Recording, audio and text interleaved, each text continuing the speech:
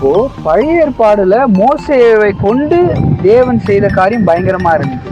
இப்போ பிதாவானவர் குமாரனை கொண்டு செய்யும் காரியம் இன்னும் வரைக்கும் பயங்கரமா இருக்கு இந்த பூமியில.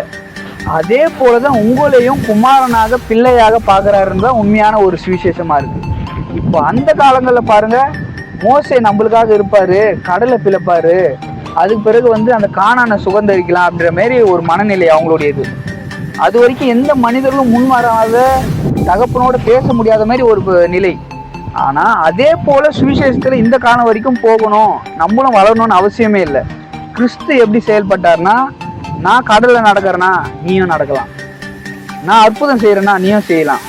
அப்போ தகப்பனை குறித்த அறிவு, தகப்பனை போல செயல்படணும், தகப்பனை போல ராஜ்யத்துக்காக. ஸோ நம்ம ஒவ்வொரு நாளும் அவரை போலவே செயல்படும் போது தான் நம்மளை கொண்டு செய்யும் காரியம் பயங்கரமா இருக்கும்.